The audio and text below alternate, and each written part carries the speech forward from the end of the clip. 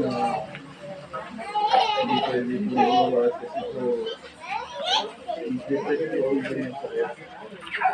So, dahil sa amin mga kuya, na masakit po.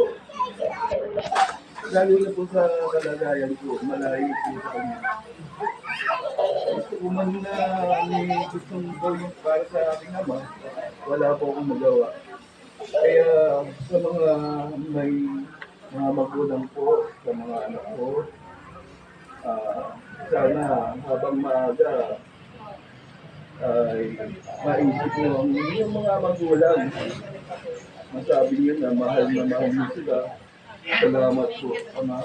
Salamat po na ah, para hindi na dumating sa amin na wala na sila, saka di pa lang masasabi na mahal niyo sila.